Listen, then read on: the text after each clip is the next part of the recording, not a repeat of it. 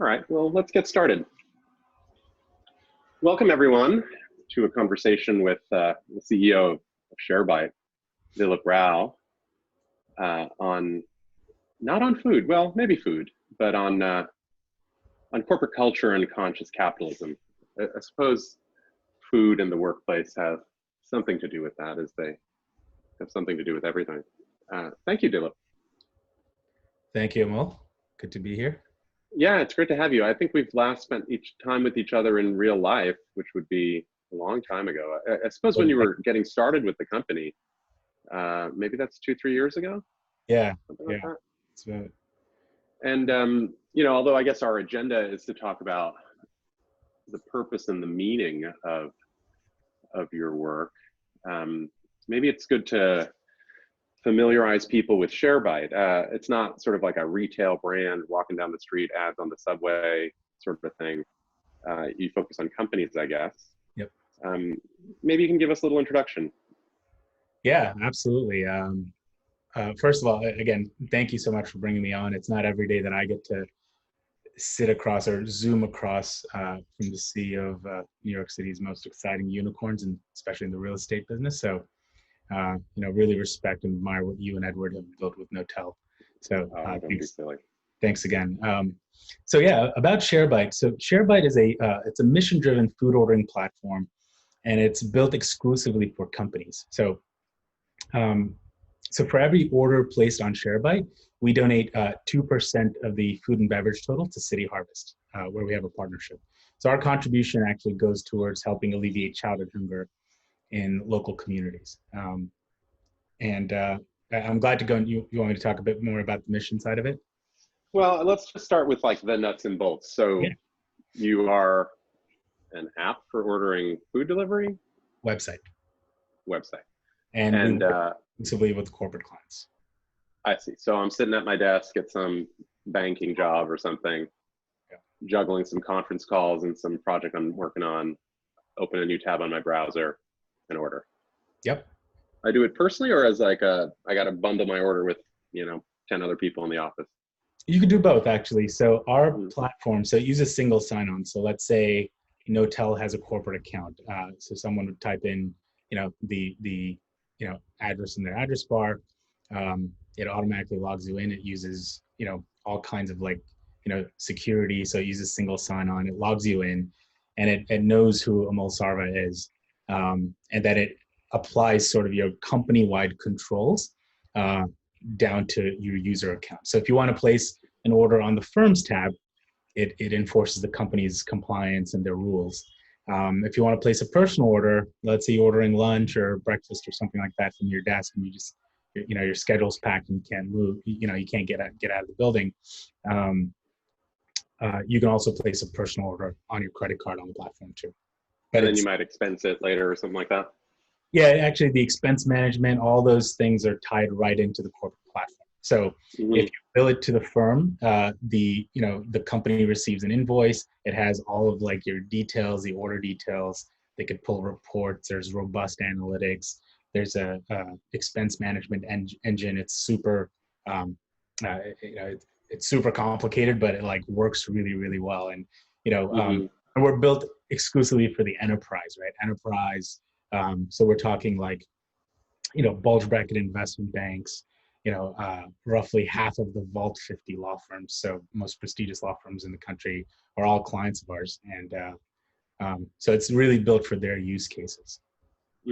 So I guess like one aspect of your business is it resembles, I don't know, Concur or Amex Travel. It's an enterprise integration. It simplifies this really annoying expense workflow thing and makes life easier for the staff member.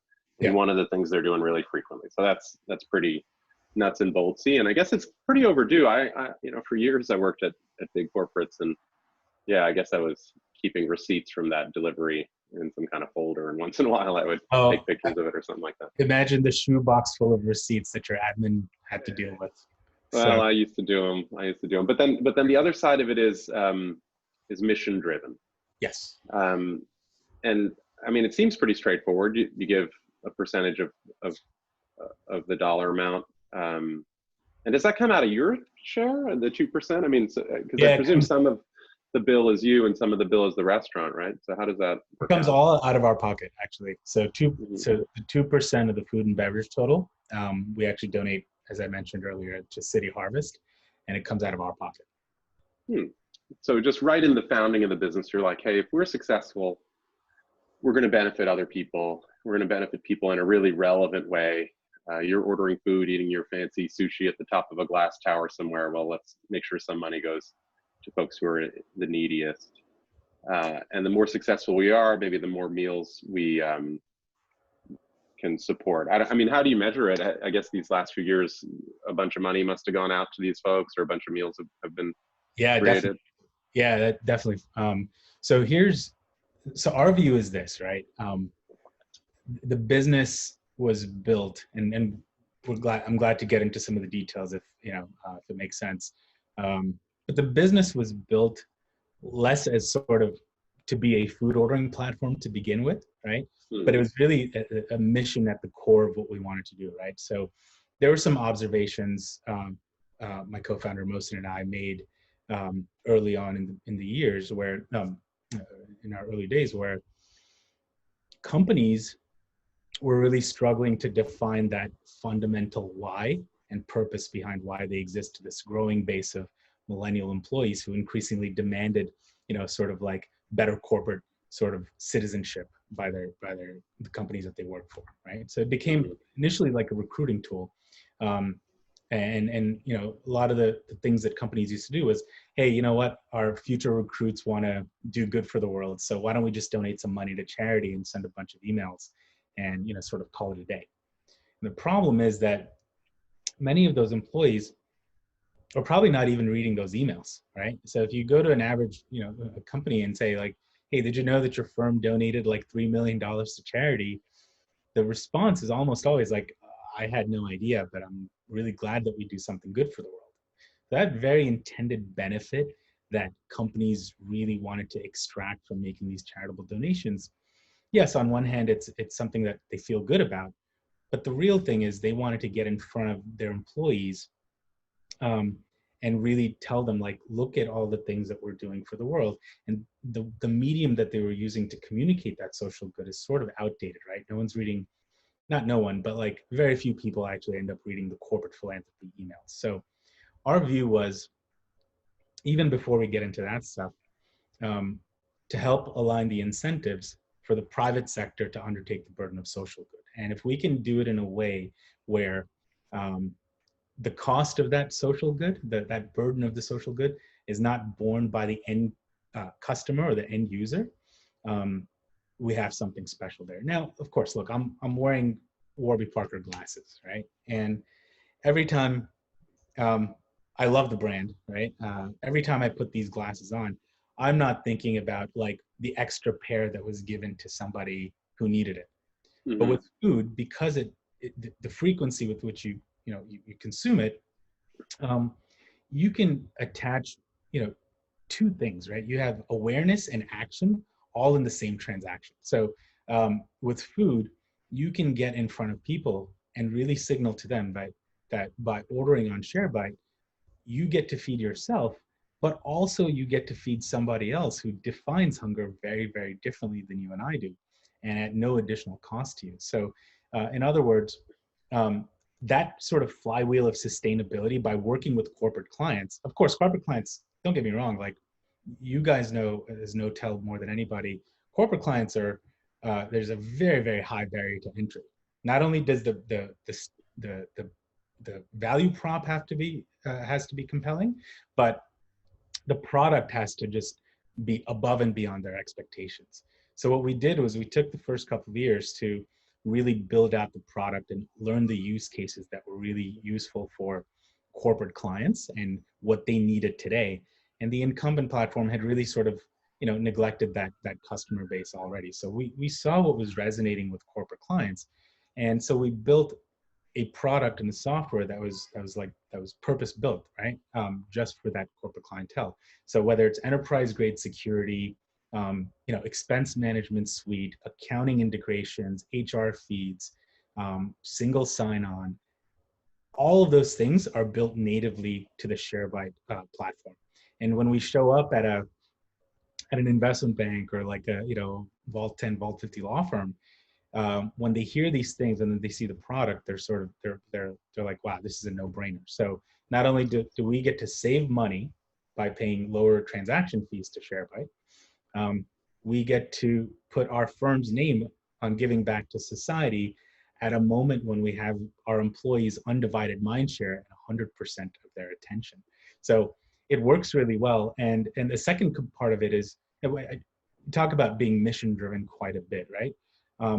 Mission driven is not just about the charitable donation that we make to City Harvest, but it's about doing business in a manner where every stakeholder in our supply chain actually extracts a tremendous amount of benefit. So corporate clients, of course, get a tremendous amount of benefit by working with us, right? They lose none of the features that they had with the incumbent, which on average, they were probably customers of for 16 years before switching over to us. Were the corporates actually customers, or is just that the staff would use the sort of retail consumer apps to order? No, so there wasn't really a value proposition. Yeah, so the corporate was a customer. So it's all of our business is contractual. Yeah. We sign contracts with every single one of our corporate clients. We are well for you. I'm just wondering if you're replacing like a corporate deal between like a Grubhub, Seamless, and that same law firm. Yeah, I didn't want to mention the name, but yeah, Seamless is the only competitor that we've had. And so Seamless is part of Grubhub. So they've been sort of that monopoly within corporate clients. Mm-hmm. And we've gone in with a product that is, that. Right. But you're saying it's more than that, because I guess as you're laying it out, the core mechanic, every time a transaction happens, you're actually repaying back out on a really relevant, needy audience. It's part of what helps you attract people to your company. It's part of what helps you attract customers, since those corporates have the same agenda of trying to find ways where that every dollar they spend helps some other people at least a little bit. Yeah. And does it go further out? I mean, the guys riding those delivery bikes, the people who are growing and supplying the food, the restaurateurs. I mean, how far into the ecosystem does this mission take you? So you hit the thing that I was going to go into. The second part of the mission is about serving small businesses, right?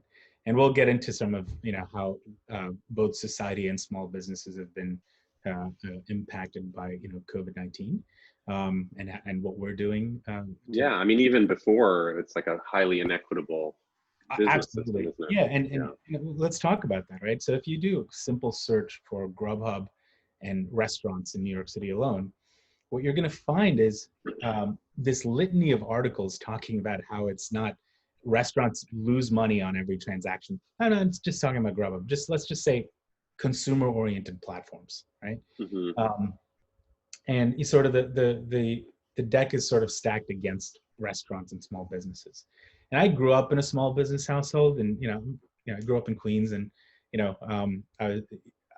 this is stuff that like I was either surrounded by that directly impacted me, or a lot of my friends that grew up in small business households too. Well, I mean, I guess what you're getting at is like, it's never been easy to be the proprietor of a small business or a restaurant. You had all these national chains coming at you, and you're sort of subscale. But now on top of that, half, and maybe even right now, 100% of your revenue, if you're, my uncle's Indian restaurant or something, all the revenue is coming through these platforms, and these platforms only take a third of it. You hit the nail right on the head. So they charge about 30%, oftentimes, more or less, but there's all these other fees that are sort of layered on, right? We've all seen those Twitter posts about the consumer-oriented platform sending a bill. It's like $10,000 worth of or $5,000 worth of orders, but the restaurants getting like $1,500 or something, some small fraction of that. It's just not. It just doesn't make sense for restaurants. So what we did was, by working with corporate clients, we were able to sort of reverse engineer the supply side of it. So we went to restaurants and said, hey, look, this prominent law firm that you work with, orders, X million dollars worth of food per year. They really want you on the platform. We currently don't work together. And in the early days, the response was always like, oh my God, what are you kids going to charge me? Like, I can't afford this, right? I need to maintain those corporate clients because, that's my bread and butter business. Um, and when we would come out with the fees, our fees are, we're very transparent with our fees. There's no like hidden charges. There's none of that. For an average restaurant, our commission So is, you just charge them less money? I mean, is we that charge what them it twelve boils and a down half to? percent. Yeah, we tell them 12.5%. There's 2.5% processing Mm-hmm. fee. So let's call it all in blended 15. That's less than half. The restaurant, Mm-hmm. because it's corporate oriented, the restaurant actually gets to maintain control of that last mile delivery, which they need to do for corporate clients, right? So Mm-hmm. remember, like when you order on a consumer platform and something's wrong with your food, the typical response is like, here's your money back. And oftentimes people go, okay, fine, I got my money back, it's fine. But in the corporate world, it's not your money, right? You're an overworked investment banker. You've been working 80, 90 hours a week, and all you want is your food, right? And a simple here's your money back just doesn't sort of, pass the test. So corporate clients, because they want to, this is the last swath of customer that they actually get to own, or still maintain ownership of it, because they've lost control of or ownership of their other clients, right? Of their other customers on the consumer side.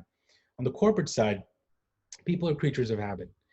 They order from the same 3 to 5 restaurants every single time, and they depend on Joe's Pizza to do the right thing. So if they mess up a corporate order, there's a Mm-hmm. good chance that So how do you help make that happen? I guess what you're saying is you don't force that restaurant to give 100% refund, since that corporate account kind of doesn't care. You help them fix the problem. the restaurant just fixes the problem typically. Uh-huh. And if they So can't, you they'll say, so you look, help sort of stand up for that small restaurant to not just automatically get a charge back because someone clicked 1 star in the review or something like that. exactly. And you know what? Yeah. You don't want to penalize small Yeah. business in that way. Yeah. And so this is effectively, is what I mentioned earlier. It's been this flywheel of sustainability, right? We don't have to pay customer acquisition costs, right? You're not going to get here's a 10, 20, 30% off your order, Amol, for ordering on Sharebite, because we're already the exclusive platform at your company. You have to use the Sharebite platform to order your food, and if you're Mm-hmm. going to use your allowance and whatnot. So because we have a much lower, significantly lower cost of operations, we can actually pass that back to both the corporate client in terms of lower fees, as well as small businesses and restaurants, and it works really well. Let's broaden the conversation a little bit. Yeah. So this is an interesting way to think about a mission-driven business. You're like, all right, let's see this area. Where are all the things that are going wrong? You got a bunch of rich people ordering stuff. Maybe we can build in a mechanic where some people who are not so rich might get a piece of that flow. And let's think about who's got the power here. We've got these huge companies. Well, what about these small businesses? Maybe there's a way to do that. And then these other platforms seem so powerful. Well, what if we just treat everyone on the whole thing better? And so these are the ways you're thinking about reforming and taking this economic cluster and being a bit kinder. And I suppose, that template is there, right? So you were talking about the glasses, and these last 10 or 20 years, a bunch of companies have made it a core principle that you buy one, give one, that kind of thing.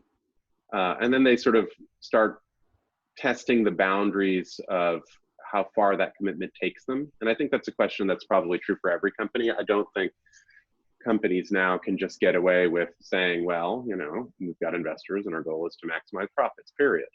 I mean, we operate in a context, in a society, in a community, and if we're not reasonable in the way we operate there, then we're just free riding, and eventually we're going to have to pay for it. And you can see it very tangibly now with the decisions that customers make, or that your staff makes, right? So people are sort of moving one way, and you might have been caricaturing a little bit the sort of, we make a donation and you send a newsletter out as like the toe in the water, where corporate philanthropy is sort of the end point of your notions around environment, sustainability, and responsible governance.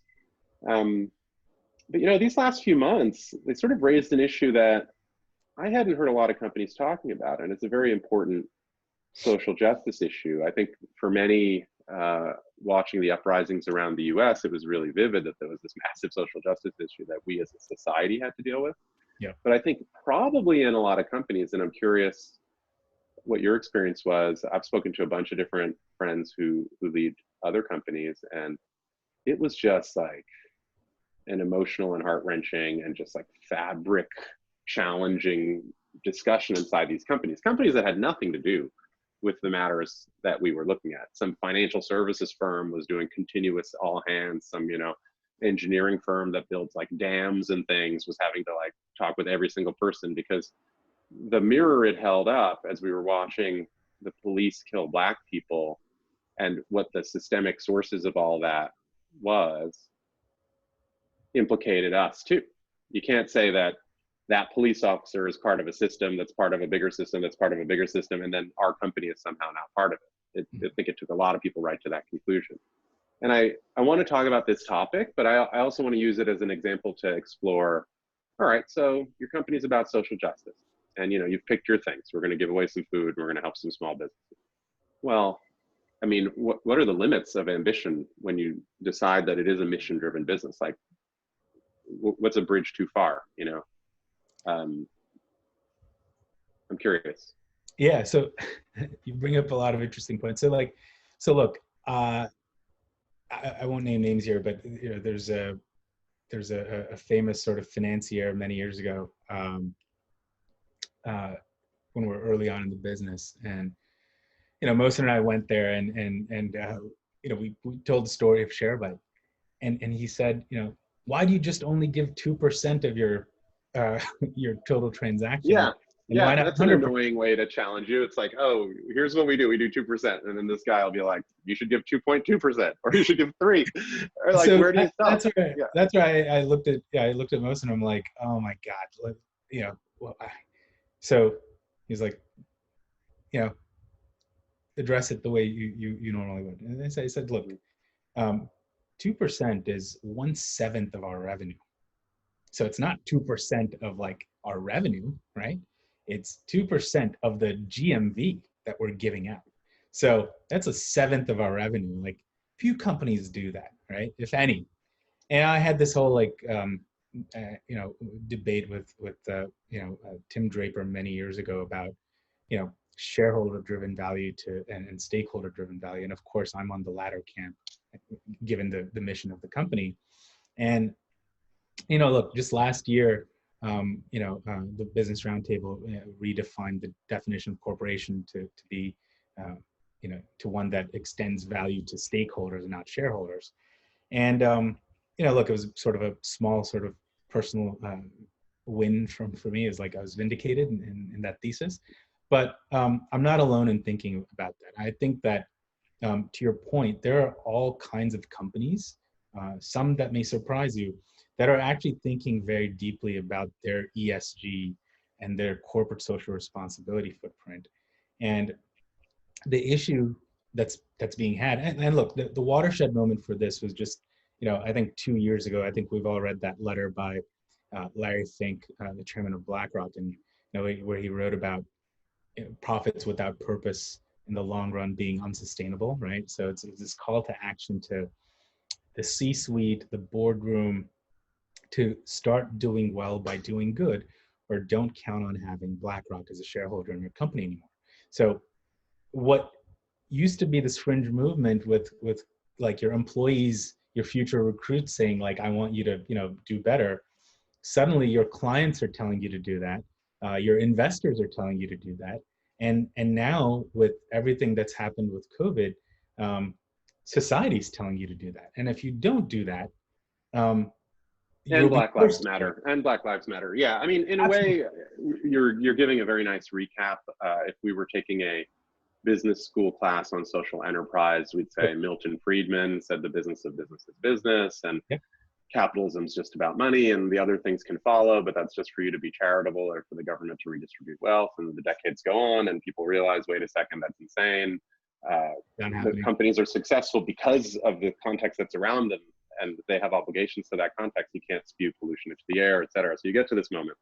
But I have a more difficult question for you than that, right? I presume anybody that bothered to join in to hear from you didn't want to hear, hey, should companies have a mission? Why does that make sense? But rather, as you go back to your colleagues and you're like, you know what, we do this thing. We're an online makeup selling company.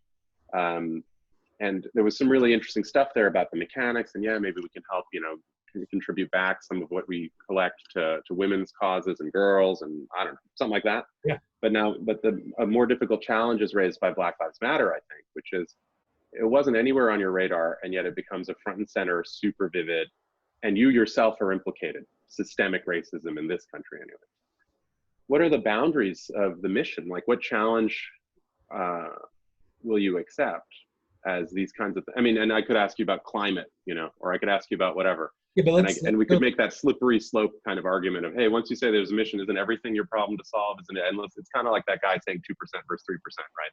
Yeah, and I'll talk directly about the boundaries, right? Like, we all have to pick pockets where we want to invest in, right? And what actually means something to the world or means something to you, but ultimately it's impact, right?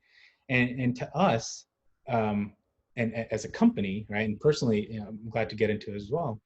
The thing with, so we started talking about hunger, right? Hunger at all ages is an issue, but I specifically said childhood hunger. And now the issue with childhood hunger is that, in New York City, pre-COVID, New York City, arguably the wealthiest city on earth, had roughly 500,000 children that went hungry every single day.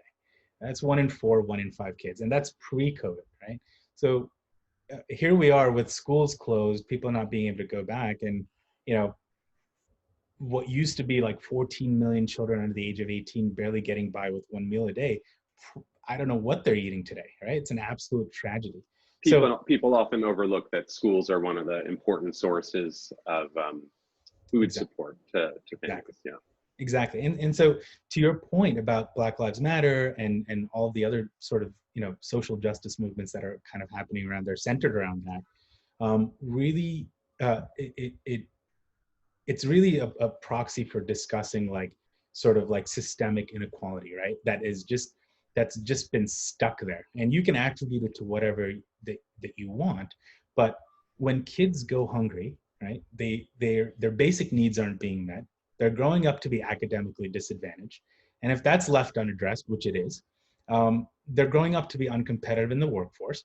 And eventually they get left behind because they're unprepared for the jobs of tomorrow.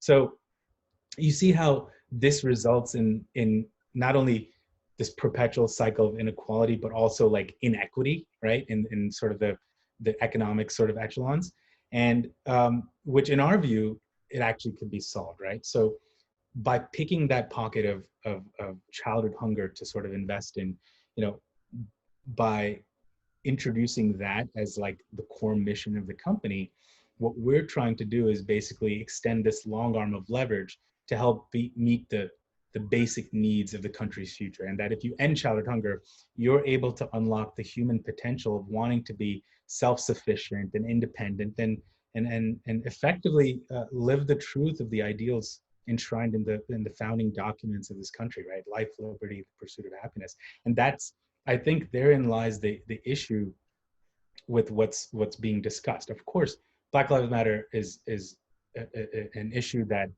it started off with sort of about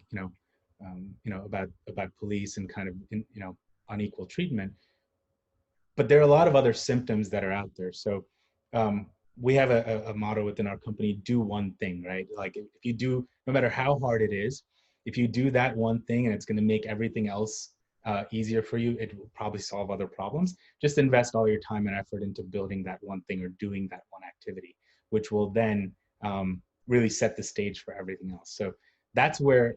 So I hope that addresses your question about. Yeah, I think there's great merit in what you say, and I appreciate very much hearing how you think about it.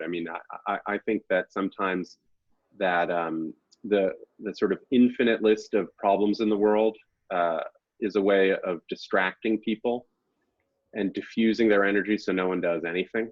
Yes, exactly. And if you set yourself, and you would do that in business too, you guys work on food. I could equally harass you and say, well, what about shoes? If you want to go do good things, those kids need shoes too. How dare you draw the line anywhere? Well, you got to start and you got to do things and you got to pick your thing. but your point is well taken, because what we want to do is, look, down the line, whenever the story of Sharebite is told, right, we want to be an example to other sort of entrepreneurs who have other problems that they want to solve, that it is very much possible to do well and do good all in the same transaction, right? So Yeah. that's really sort of the story that we want told about the company at the end of the day. Does that make sense? Yeah, for sure. Maybe we can talk a little more about some sort of workplace issues. As you know, we run all these hundreds of offices around the world for companies, and a lot is changing as these folks start coming back. Our European markets are open now, and you sort of see the future when you look at what's going on for us in France and Yeah. Germany. Yeah.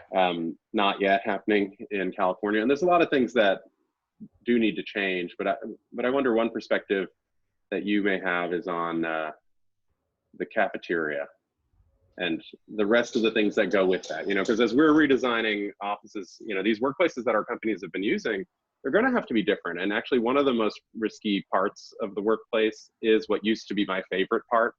This sort of informal, social, sort of cafe format area. It was a little too dense, a little bit too much interaction, a lot of different people in those spaces. Some of that'll have to change. And I guess that's also the experience around just eating your lunch. Yep. So what's on your mind with all that? Yeah, you and me both. Like I used to love, the cafeteria sort of model back in the day. So, so let's face it, right? Like there's something to be said for, there's some permanence to what's happening today in a post-COVID world, and or at least we think is permanent, right?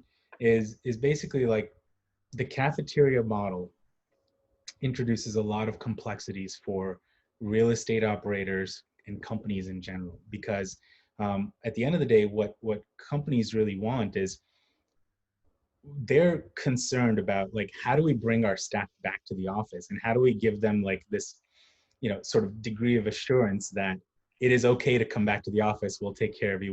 We'll make it a safe environment for you. That's one side of it. The second side is the compliance side of it. So like, we're hearing, and look, with all of our clients, we've had the unique position to have a seat at the table in either advising a lot of our clients, because we get to the full cross section of best practices across every client that we have. So by listening to them, we're able to sort of parlay like best practices with each other and really help companies make a really good decision on how to bring their staff back. So over the last like 2 to 3 months, and these conversations actually started like probably towards the end of March. And we'd already built this product out for a lot of our clients. So there's 2 things that we're doing, right? So to your point, companies don't want their employees going inside cafeterias. They don't want hundreds of delivery people standing, in their lobby, right? That's not only a health hazard, but some perceive it to be a security hazard, right? Depending on the real estate's kind of, like if you're at World Trade Center, they don't allow that. And number 3, these companies don't want their employees going up and down crowded elevators, because let's face it, the number 1 reason why people go up and down elevators is to go get their food. So companies started asking us. They're like, look, you're already integrated into our systems where, you've passed all of the invasive security checks that we need. Can we utilize the Sharebite platform for a post-COVID readiness plan? And the answer is yes, right? So there's 2 things that we're doing. So for companies that have cafeterias or had cafeterias and are considering whether, or cafes or coffee bars or whatnot, they're wondering like, how do we reopen that? And we don't want to reopen it physically to people. We want to open the cafeteria for, so that they prepare the food and, for sort of like remote ordering. So on our platform, if you're an investment bank, let's say, that has a cafeteria, that cafeteria menu can actually be listed on Sharebite, on the Sharebite platform. So you make the cafeteria a restaurant on your platform, pretty much. Yes, but it's slightly better. We actually sort of prominently display that at the beginning in the login page. It's no different from your own decision tree when you're at the office, right? I'm hungry. Do I want to go to the cafeteria, or do I want to go for order outside or go to another restaurant? So same way, when you log in Sharebite, it says, do you want to order from the cafeteria, or do you want to order from an outside restaurant? If you want to order from the cafeteria, takes you to the menu, you place your order. The cafeteria has our portal. They receive the order, they prepare it. And at a lot of firms, what they're doing is they're using either mailroom staff or just the food Oh, service they're doing operators. delivery. Exactly. They're delivering it to each floor at Uh-huh. designated pickup points so that the Pickup stations. person never has to leave the floor until they want to go home, right? Interesting. Yeah, actually, just two more questions on that nuts and bolts, because some folks in the Q&A were curious. Is there policy setting? So like, that cafeteria, for example, can I order infinite amounts of stuff, or is there different times of day where I'm blocked from doing it, or there's some restaurants I'm not allowed to use from outside because the cafeteria is open. We don't want you wasting money outside. So policy setting, is that part of the thing?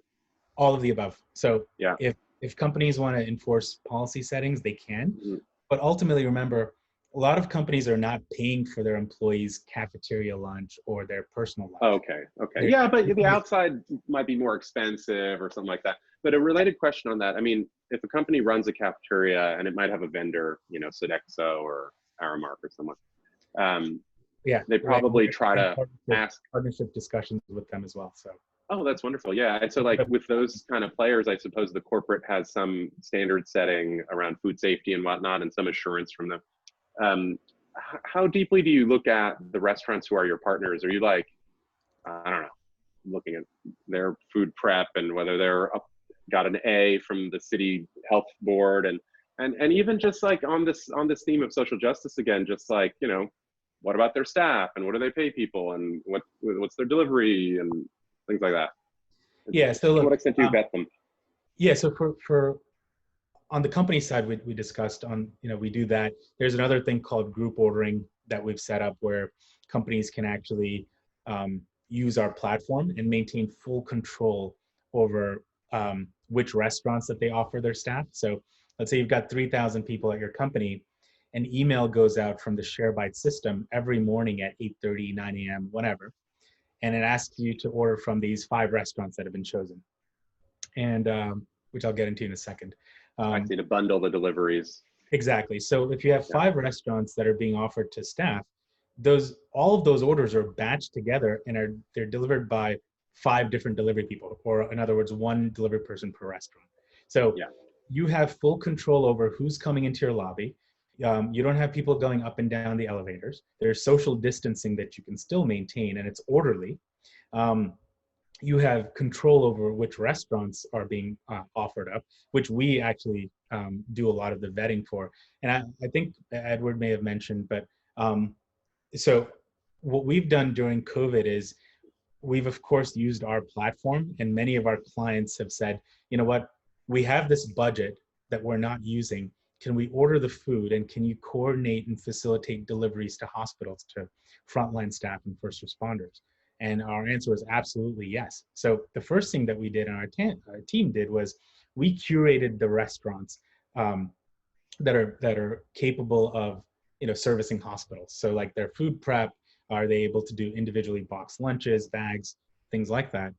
And also, like, we worked with those hospital networks. So whether it's Bellevue or Harlem Children's Hospital, and all of the NYCHA hospitals, Weill Cornell, Mount Sinai, you name it. And I think a little over $80,000 worth of food has gone through our platform just for first responders. So our view was, if we curated this list of like 75, close to 100 restaurants that are, it's probably even more now, right? That are capable of servicing hospitals. So if you're good enough to service hospitals, and your food prep, your safety standards, and all of that stuff is good for them, you're certainly good for our corporate clients. So now we're taking that curated list of restaurants and offering it to our corporate clients, and it's going really well, right? So major. So there is a level of vetting that's possible, and I mean, this is just right on display with the hospitals, but presumably there may be other kinds of badges and things that you give to some of these restaurants. I'm curious a little bit about like the business part now. I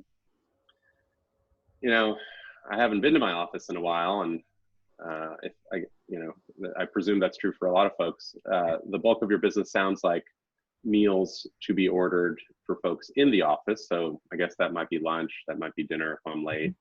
in the office. So that's the heart of it. Maybe there's like a catering vibe too for some eventy kind of things where you're ordering a lot of stuff.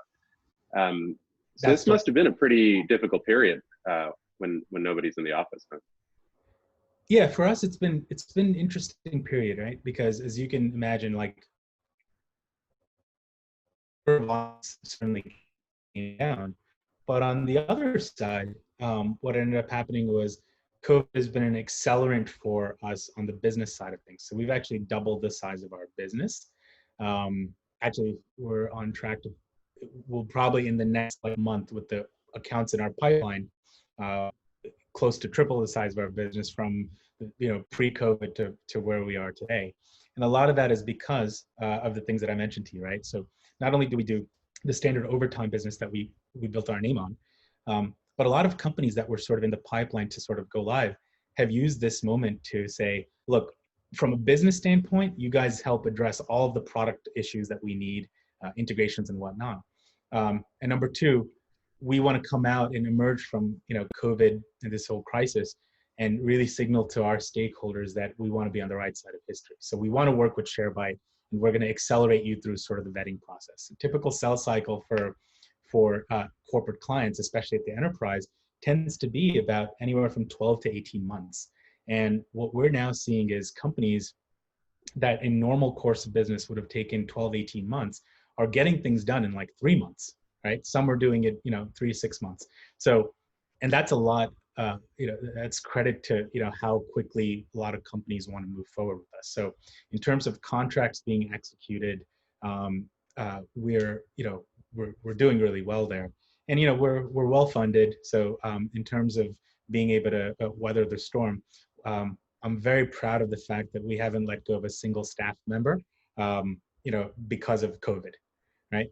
So, so we've been able to maintain our culture internally. We've been able to grow the business. We've innovated on product, and we've become, through this whole sort of stay in place crisis, we've become even more closer of a partner with our existing corporate clients, as well as those that used to be in our pipeline. So it's gone really well. So as people return to their desk, so to speak, you'd expect a pretty dramatic uptick from your pre-COVID transactional revenue. And, I wonder, so, you're in a bunch of different geographies. Maybe you want to talk about those a little bit and compare them. I mean, some places are very much locked down, probably for a while. I mean, our business in California, I think many of our customers are quite uncertain about requiring people to be back ever, and unlikely to be more than 50% by the end of the year. I mean, at this moment, I don't think San Francisco or LA, anyone's doing anything. On the other hand, in Paris, it's almost business as usual. It's amazing. Exactly. And I wonder what you're seeing around the US where you operate. Yeah, so we've, of course, during COVID, and this is a testament to the incredible team that we have, we've actually expanded to different cities, right? This is stuff that we had in our pipeline. Again, it's one of those sayings where like decades happen in a week and a week happens in a decade, right? So that's Lenin that you're quoting, just for everybody. Yeah, I didn't want to name that. I didn't want to name who it was, but yeah, exactly. That's happened, here, right? And that's across the board with social justice movements, everything that needed to happen. COVID's been an accelerant for that stuff. And for our business, it actually accelerated our expansion to different regional markets. So we are live not only in New York City and sort of the surrounding areas, and we have an impressive, restaurant sort of supply here, but we've expanded to Chicago, LA, Bay Area, so Oakland, San Francisco, Charlotte, North Carolina, Irvine. I think we just sort of planted our flag in Houston, and our team is, rapidly building that side of it out too, because our clients, our corporate clients have said, look, we love the service so much that we're actually going to carve out the New York business just for Sharebite, which, as you can imagine, is harder to do than it's a little awkward, right? And so your idea is, hey, let's go do business everywhere you do business and serve you, nationally. So, yeah. Carving it out, right? And we told you we'll be there in the next 6 to 12 months. We're actually there in the next 3 months. So so we built out these locations. So now our existing, whether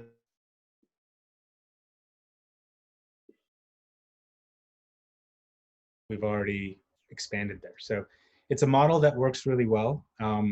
It's super capital efficient, and as you can imagine, with all the consumer focused food ordering platforms, they've raised like gobs of money, right? Billions of dollars in money. Um, you know, we've raised like a fraction of that, and we have a profitable business model that if ex-COVID, we're a profitable company, right? We're able to do what none of the food ordering platforms are able to do today, which is generate a single dollar of EBITDA or cash flow. And something that we're very, very proud of. And I think with all the things that we just discussed, the post-COVID readiness plan and the group ordering stuff that we're rolling out, we're now able to go into a brand new city in a matter of weeks. And we can, if you're in Austin, Texas, and you say, look, I have this, and I need just like 5 restaurants to service our office, signing up 5 restaurants in Austin and some of the best restaurants there, it'll take us like 2 or 3 days. Our sales team is like super efficient on that side. So, and our technology platform is scalable. So we can add brand new clients in a matter of a few minutes and fully get integrated. Single sign-on. That is wonderful. That is wonderful. So I guess for folks who are watching, if their company wants to get back at it in the right way, I think they know how to reach you. They'll come find you at Sharebite. Maybe Dilip, I'll just ask you one last question because we're coming up on time. What's your estimate for when we'll be open? What are your customers telling you, or what are you noticing in the markets where you operate, at least in the US? Yeah, so I could talk to you about New York specifically. Other areas, it varies. There's a wide dispersion.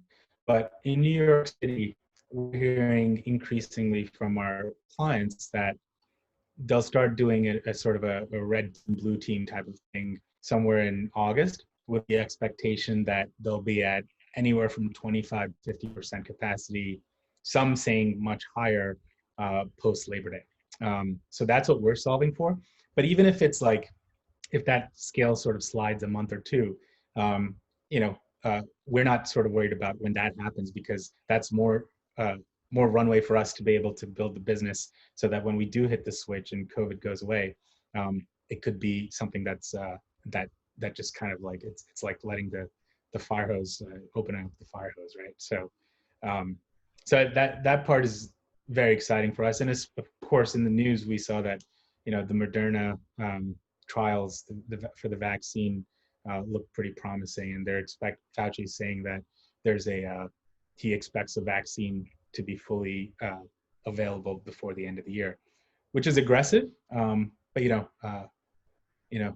in Fauci, we trust, as they say. So, so let's see. But either way, yeah, I think there's a lot of green shoots here. I think people, as you'll probably see in New York City, like people they're respecting social distancing guidelines, and they're taking this stuff very seriously and wearing masks. So I think if there's any city that comes back on much earlier than others, it'll more than likely be New York City. Thank you so much, Dilip. It's been amazing talking with you.